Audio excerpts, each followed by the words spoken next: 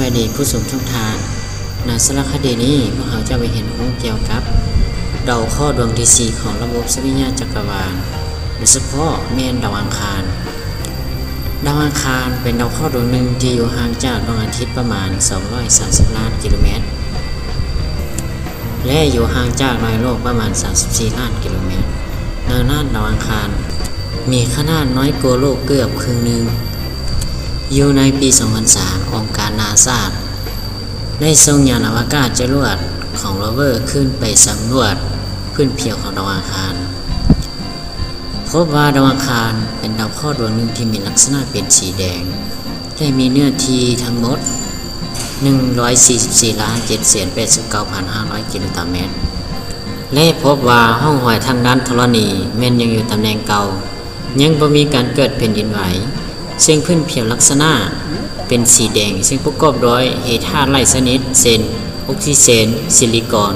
โลหะและคูคลองต่างๆเนื่องจากมันได้รับการกระทบจากอุกกาบาต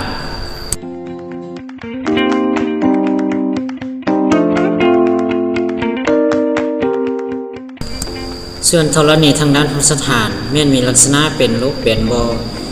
ซึ่งประกอบด้วยสารภูเพียงเหี่ยวภูเขาไฟ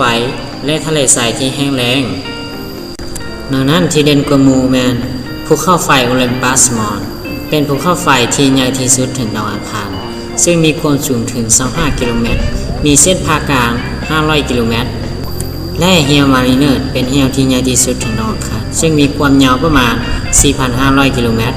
ความกว้าง600กิโลเมตรและลึกประมาณ8กิโลเมตรสภาพอากาศถึงดาวอังคารเป็นดาวเคราะห์ดวงหนึ่งที่ใช้เวลา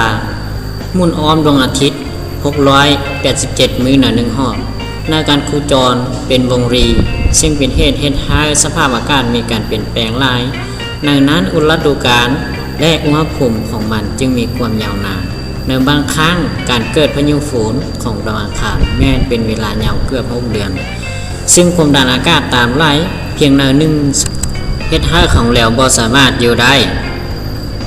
ซึ่งอากาศมีหลายชนิดปนเปกันเช่นก๊าซคาร์บอนิกกว่ามา 95.32% นิโตรเจนกว่ามา 2.7%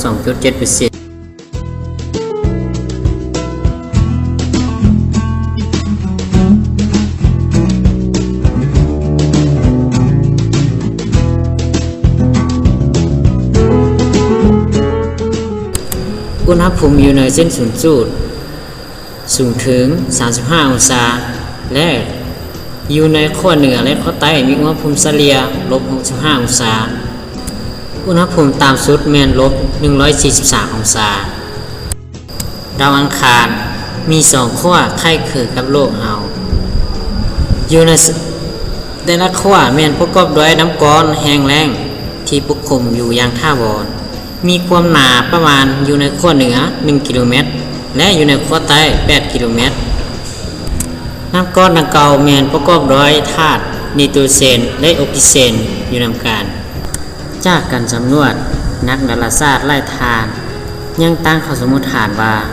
อยู่ถึงดาวอังคารสิ่งที่มีชีวิตสามารถไปดำรงชีวิตอยู่ได้หรือบ่นี่คือโจทย์ข้อหนึ่งที่ให้นักดาราศาสตร์ยังมีความสนใจต่อการศึกษาอีกต่อไป